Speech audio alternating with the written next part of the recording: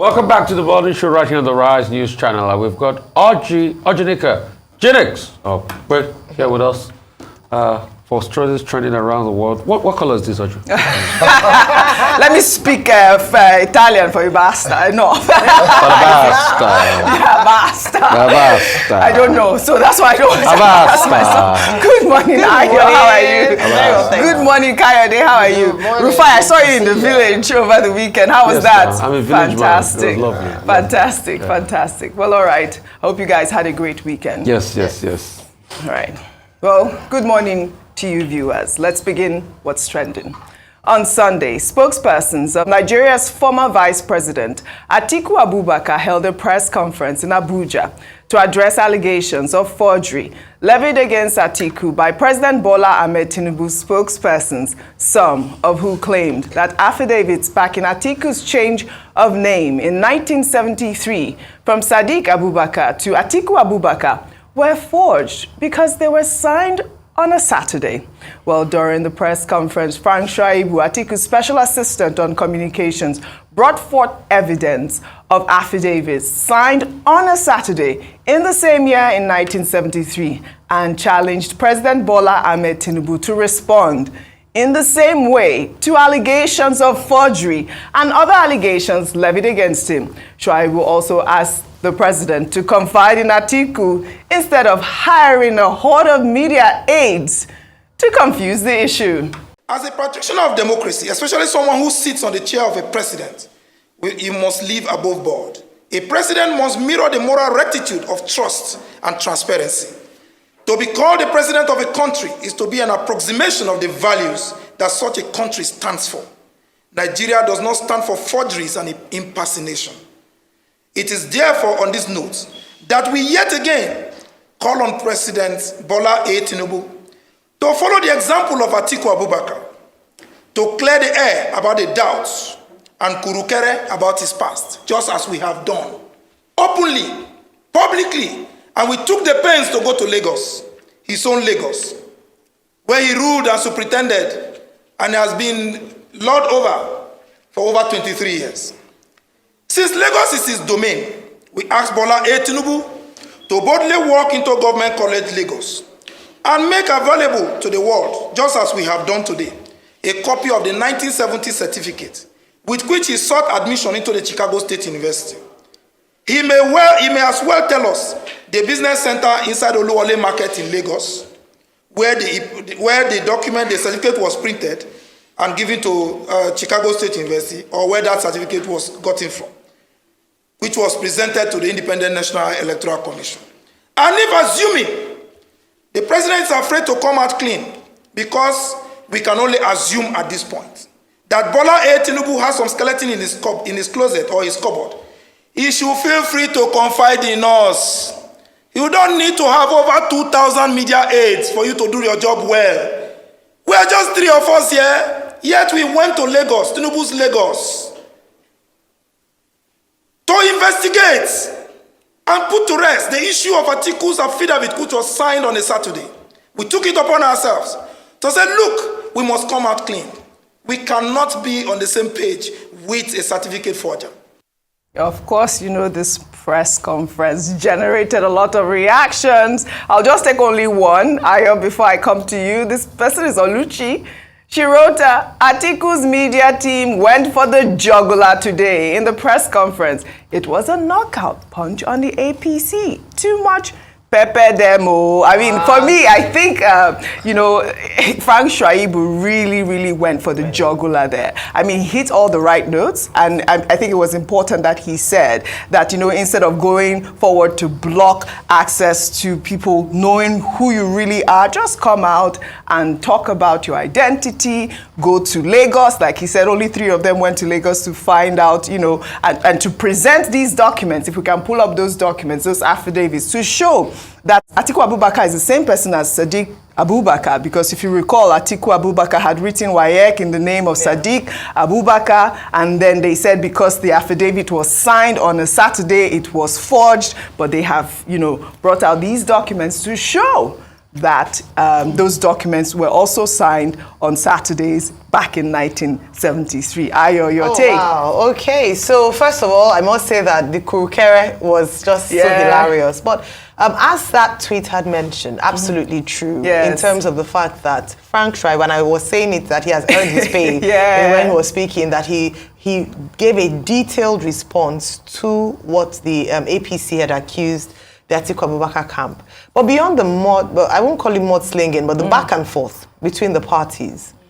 The matter is now in court. It's going to be heard today in court from at the Supreme Court. So it's going to be decided in court who is lying, whose certificate is false, whose certificate was forged or not, if the evidence will be admitted in court.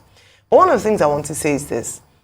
As a nation, as a people, we have to begin to evaluate where we are in terms of our morality and the kind of nation that we're building. Because what happens often is that someone accuses or makes an allegation that you forged a certificate, and your response, rather than going to present evidence that you didn't do it, to put paid to the to the insults and to this grave allegation, you then begin to say, you too, you forged certificates. So it's now a battle of whose sin is bigger, as opposed to saying that actually I didn't do what she was accusing me of doing. And that is what we have seen a number of times. Yes. And perhaps it's time to begin to elevate our consciousness at the kind of leaders that we have, whereby response to an allegation is not a counter allegation, or saying I'm justified in quotes or implicitly making that statement, I'm justified because you too, your hands are not clean either. The question on ground that was asked, as was presented by Mr. Phrank Shaibu, has not yet been addressed. Rather than spending so much energy and time focusing on the fact that, well, you are not clean as well, just tell us, give us the documents, give us the evidence. That's all Nigerians and, the Atiku Abubakar camp are asking for. Yeah. So for me, the lesson out of this is more about the fact that when we talk about, oh, this person has done bad, there's a suspicion of this, like saying, oh, Oji, you stole 10 naira, like, okay, you stole, or did you steal 10 naira? Or this outfit you're wearing, you stole it from whatever store you bought it. Mine, no. And you're like, oh, I'll give you the receipt, I'll show you the time data. Exactly. So my first response before saying that, oh, you too, your yellow dress is also stolen, is to say that this is my receipt. Yeah. It is mine. That's all what we're asking for. Don't take people for granted. Don't abuse the intellect of Nigerians by saying that, oh, so let's stop this counter. Anyways, they're in court now, which is the proper place to finally get justice. But beyond the court is, these things are easy. Right. We would have avoided all these processes. Absolutely. Show us evidence. That's all. Rufai, really quickly, Phrank Shaibu has asked Tinubu to, maybe seek advice from Atiku instead of hiring over 2,000 aides. You see, one thing is clear and simple. May God remind us where the race started to beat us from. We have lost our bearing as a country. Nigeria has now become a country that is a circus, so much joke. The president of a country, his educational background is suspect. We are going to court to determine that. So what else do we even want to know again? And other people that bring up the matter, the bandwagon is quick to also now say, oh, you too, you have a skeleton in your cupboard. I don't support anybody. Anybody that has skeleton, they should be able to bring it out. But once the Atiku team has come out to the fore, the president too should be able to come out. It would be nice to see, if you recall, Peter Obi had that same press conference stating the same thing. Just come out and what is going on. But you see, we live in a world where some people are paid to gaslight Nigerians and to distract them. So please do not be distracted. And somebody gave an analogy. When you see people trying to turn the issue around and gaslight, just like how some people said public opinion does not count. Somebody gave an analogy, says, see, when another bird called, I think, a crow, comes on the back of the eagle to attack the eagle, you know what the eagle does? The eagle doesn't fight back. The eagle continues to fly at a higher altitude. So when it gets to that altitude, the all doesn't have the capacity to get in oxygen to relate with the ego of that one, so it dies off. Yeah. So once people start this gaslighting conversation, insist on the most important conversation, because the president is the president now. Right. So he needs to be able to tell us the truth. And don't waste your time replying to these gaslighting conversations. Right. Once it's been clarified, yes, like I said before, Atiku Abubakar and other candidates have a right to be able to respond to the man. Once they clarified, stop responding to people that try to gaslight, because distractors are trying to detract you away from the issue. Yeah. It doesn't stop the issue that it is sad for Nigeria that we have to go to court to even determine the certificate our president presented. All right. All right, Rufai. In another development, the Nigerian Senate and a former chairman of the Independent National Electoral Commission, Professor Jega, during a 2-day retreat organized for senators in Akwa Ibom State, called for the amendment of the electoral laws to ensure mandatory transmission of election results and the unbundling of INEC, as well as diaspora voting. During the retreat, Jega insisted that the chairman of INEC should not be appointed by the President of Nigeria, but by a joint committee of the National Assembly, who will then be subjected to public scrutiny with regards to knowledge, skills, good character, and non-partisanship. Jega also argued that all election cases should be resolved by the courts before the swearing in of the winners. Well, let's take some reactions. This person wrote, but Jega conducted the 2015 election where a lot of underage voters voted in Kano and presented the about 2-something edge that made Jonathan to call and congratulate Buhari. He only got off the hook because Jonathan didn't contest the results. He started what Mahmoud perfected. Well, another person there wrote, the Senate has 109 members. How many times have they honestly allowed their own votes to count since 1999? How many times did they use electronic voting? It has always been, the ayes have it, even when the nays are louder. They aren't ready for transparency. Don't be deceived. Kayode, before I come to you, though, in the same vein, a former Rivers State governor and the immediate past Minister of Transportation, Rotimi Amechi, who was speaking at the Nigerian Law School in a video now making the rounds on social media, clarified issues on the first election that brought him into the gubernatorial office. Let's take a look. From nowhere, somebody got to my face and said, come and run. Your government candidate. There was no primary. The law said that we what? Primary. Because simply made 2 things. The first thing is to say, the law says you can't remove the person you have submitted without cogent and verifiable. Guess what the person said was leaving? Security reasons. I was rather an armed robber. Rather was that nothing. I was not found guilty by any court. And the person submitted to INEC to say it was what?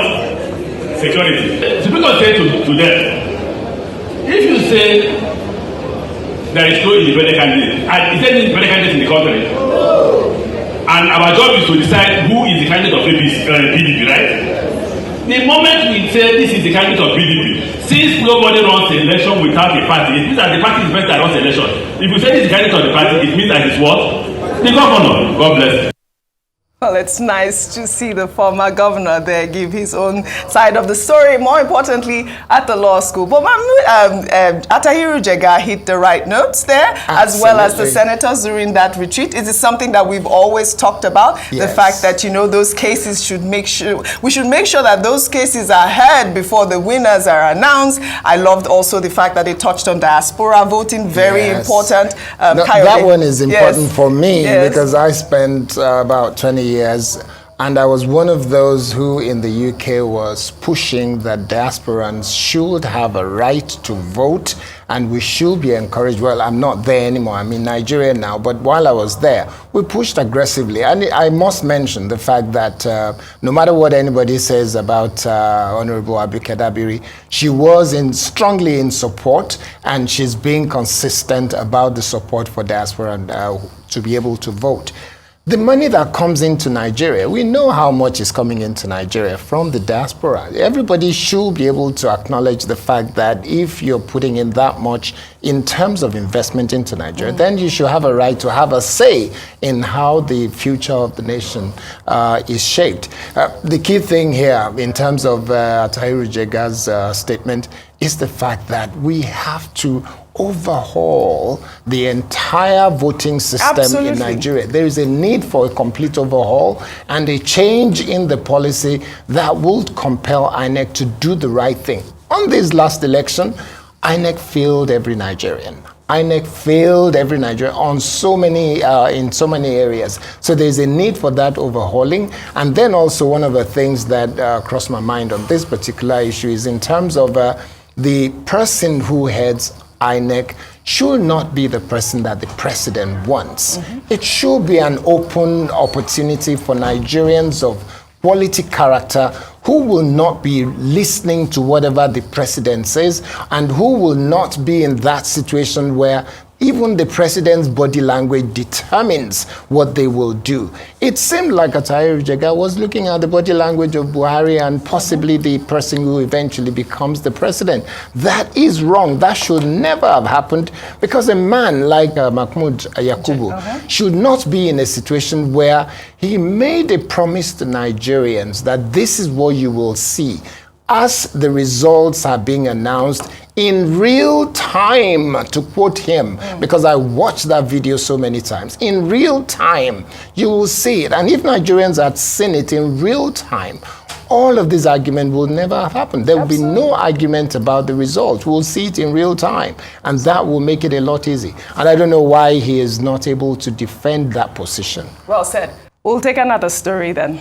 Over the weekend, a 50,000-man rally in support of Palestine was held in Lagos to demand justice for the people of Palestine and put an end to the continued bombardment of Gaza by the Israeli forces. The rally, which was organized by the Conference of Islamic Organizations, drew participants from various Muslim organizations, including civil society groups, students, and Islamic scholars across the country. Nigeria's representative for Amnesty International was also in attendance.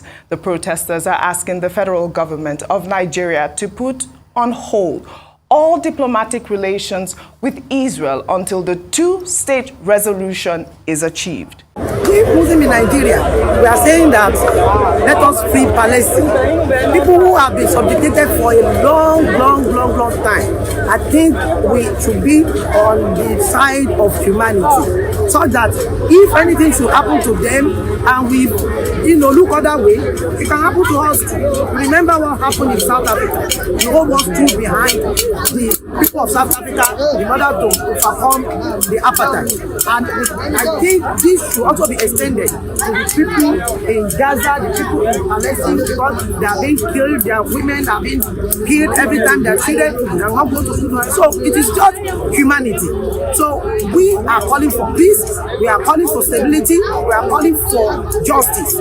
Right, if you recall, last week we took a story like this where the Nigerian Supreme Council for Islamic Affairs had called for Nigeria to support Palestine, and at that time, we cleared the air that Nigeria's foreign policy is to, to call for peace and not to take sides. But also, having said that, like I said that day, these Islamic scholars, they have their right to speak out, they have their right to protest, as always. I mean, the call for ceasefire on Gaza is a very serious call. As you can see, there's been a lot of protests across the world because of the devastation on the Gaza Strip at this moment. I mean, we're not going to not admonish the fact that there was that horrific terrorist attack by the Hamas people, but at this point, people are calling for some sort of support for Palestine. I believe there's aid already in Palestine at the moment. So, Oji, let us state things categorically. There are emotions and there are religious slants to the matter. If you call an average Christian, they'll tell you about the support for Israel. If you call an average Muslim, they'll tell you about the support for Palestine. But we, as a media house, and Nigeria's foreign policy outlook says we are non-aligned. Yes, we are to call for peace. So we have to reiterate that. We can call for peace across both warring parties. And we hope and envisage that very soon, in a couple of weeks, we're going to have probably a ceasefire for them to start having conversations. And despite the bombings over the weekend, I mean, they released some Israeli hostage. So it shows that obviously Israel is making contacts, and we just hope that peace level goes on. And also, yes, other religious groups have a right to be able to ventilate their grievances. And I'll tell you, in the same vein, a controversial Onitsha-based cleric, popularly known as Odumeje, has warned Nigerian pastors not to pray for Israel amid the ongoing war with the Hamas terrorist group in Palestine. Well, in a video that has now gone viral, Odumeje, while addressing his congregation, threatened to make any Nigerian pastor who keeps calling for prayers for Israel to go deaf and dumb. Let's take a look.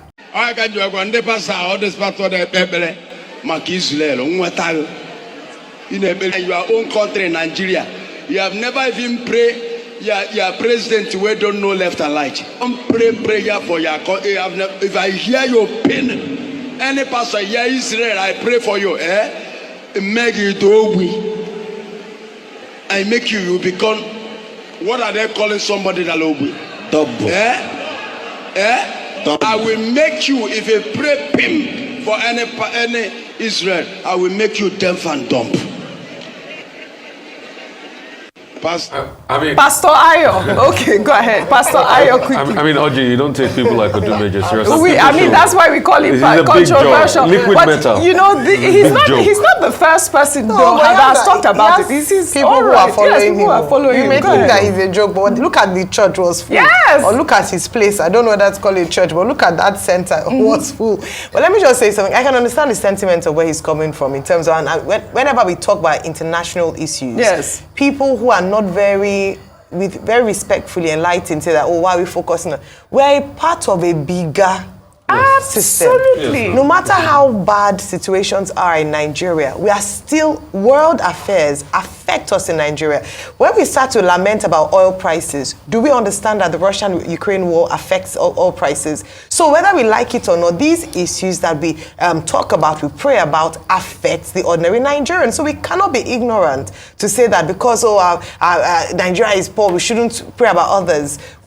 Pray for Nigeria. Church shouldn't exclude you from praying for Israel or Palestine if you want to pray. I think it's important so that, especially because he has a lot of people who follow him, that people need to broaden their minds. No man is an island. The world is a global village. What happens in Katagum affects somebody living in Iten, in Abia State. So we can no longer be removed from what is happening in these countries. We have to mention that beyond the fact that we have Nigerians in almost every country in the world, is also that these the effect of war has a multiplier effect on other parts of the world. It affects all prices, it affects inflation rate. So we cannot remove ourselves from it. So please, as you are praying for Nigeria and concerned about the matters in Nigeria, educate yourself. Pray for other parts of the world and know what's going on. I love that point, Pastor Ayo. I mean, from what Ayo just said, it is clear that there is no way you would want anybody to listen to the likes of Odumeje because of these antecedents. Some of the things he has said in the past defies logic, does not make sense, and it makes you begin to wonder what kind of people go and listen. But we're in a world now where you're welcome to say whatever you want, and because he has freedom of speech, he will definitely say anything he wants, and some people will take it. Even when we see pastors who feed people grass and say that they will be healed because it's feeding them grass. We see people who slap other people and say because of that slap is an anointed slap. Complete nonsense that is happening in Christendom today, and all of that has got to come to an end, but we can't stop them from doing whatever they want to do. So Odumeje, please speak whatever you want. Well, all right. I'd like to, as always, thank you all for your great analysis on what's trending today. Well, that's all I have for you on what's trending today. I'll see you all tomorrow.